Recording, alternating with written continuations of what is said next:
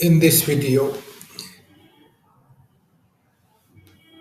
I would create antivirus policy.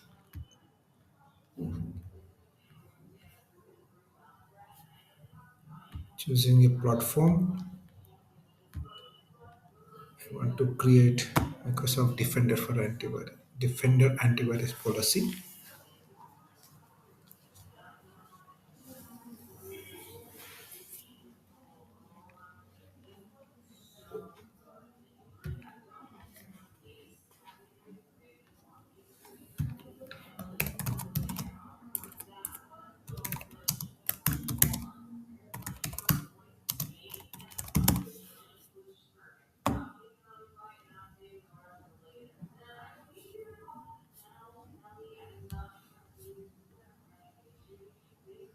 The first setting, allow archive scanning. This means it will scan zip files, RAR or zip files also. Then the behavior monitoring. We are saying this allow the behavior monitoring functionality also. We are saying allowed and then allow cloud protection.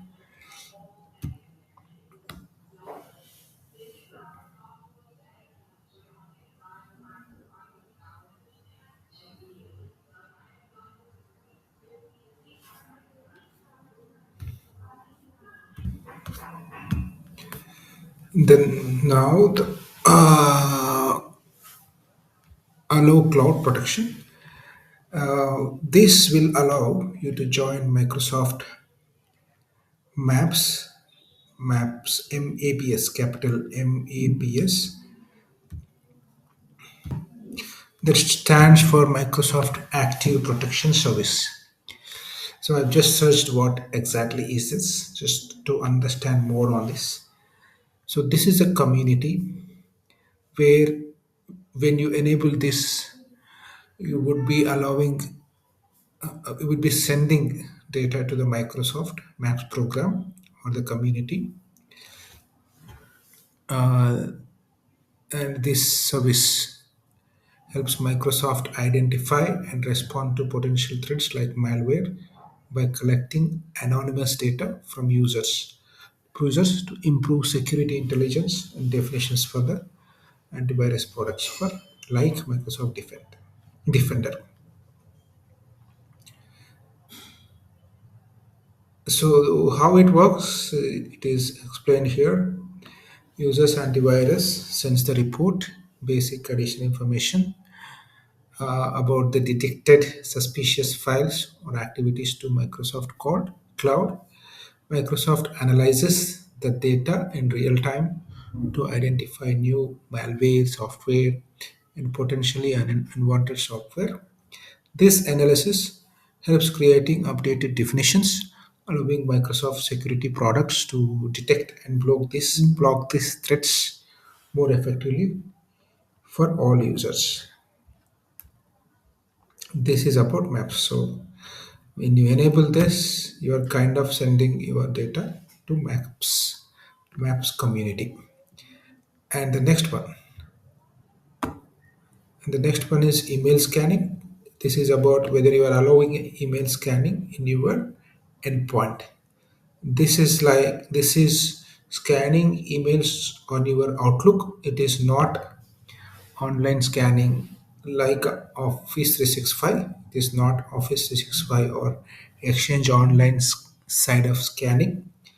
This scanning on your email client like Outlook.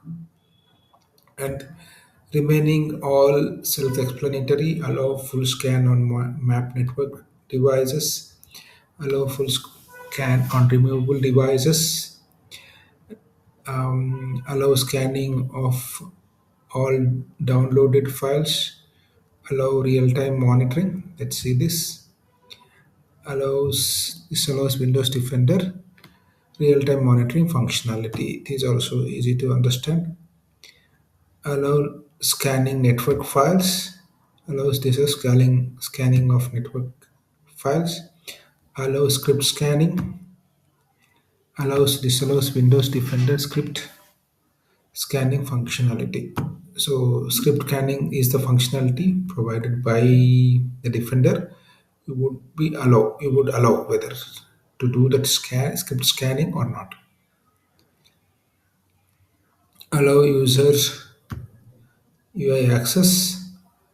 This allows user access to Defender, Windows Defender UI.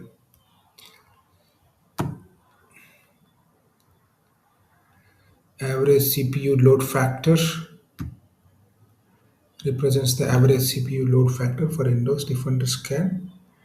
In percent default is 50. Okay, so I'm not going through all many, but the idea is to understand all this and see which are needed for your environment.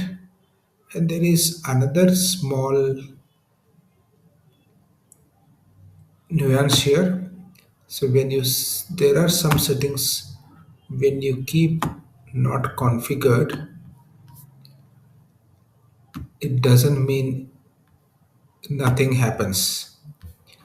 There are some settings which have a default setting. That means if you say not configured also, there is some default setting that will allow that that will be applied by default. For example, here allow email scanning.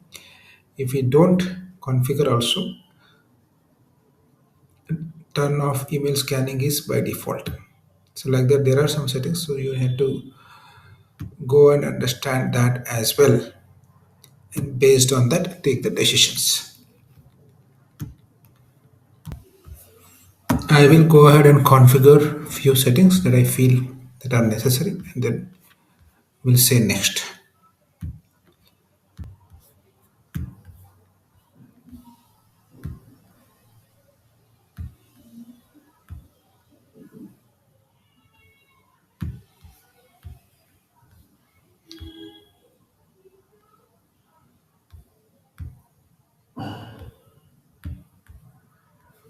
So here the default setting, why it is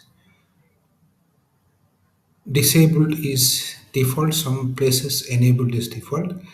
That is because that is the security recommendation. So here checking for signatures before running scan is disabled by default, but some places it is enabled by default or allowed by default, because allow archive scanning is recommended security best practice. Even allow cloud protection also recommended security protection. To keep, recommended is to allow.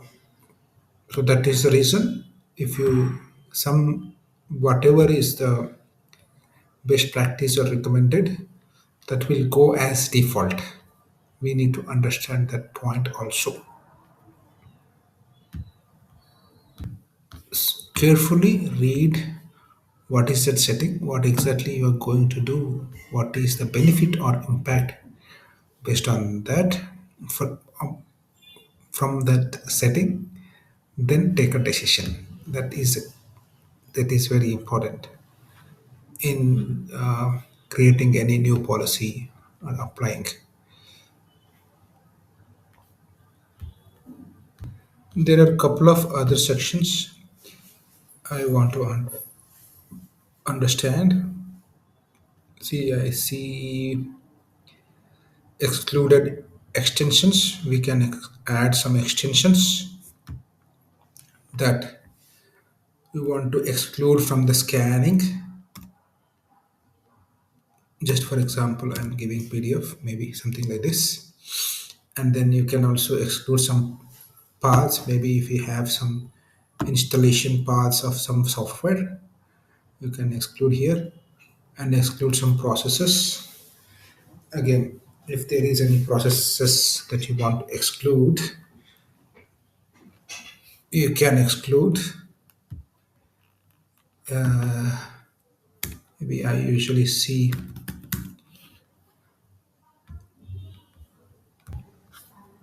I have added some common recommended extensions, paths, and processes that are to be excluded from the scanning, but that totally recommend depends on your environment. When you have a discussion with stakeholders, developers, app owners, based on their inputs, this should be configured.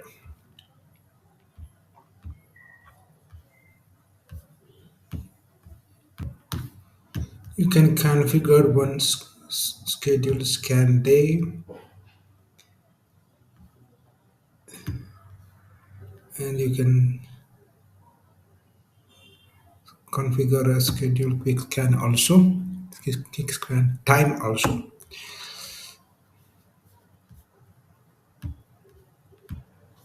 Here is another section, threat severity default action. So based on the severity of the threat, what is the default action that that we can can be configured here?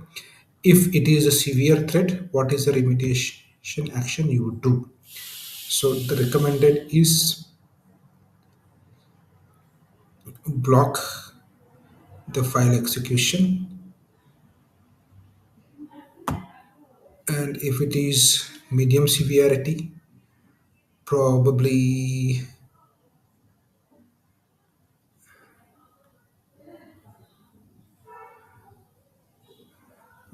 quarantine, and low severity also it is better to keep quarantine.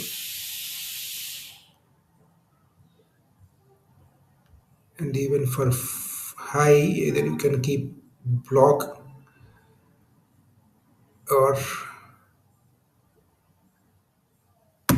clean. That depends. But for me, it looks these are reasonable configurations.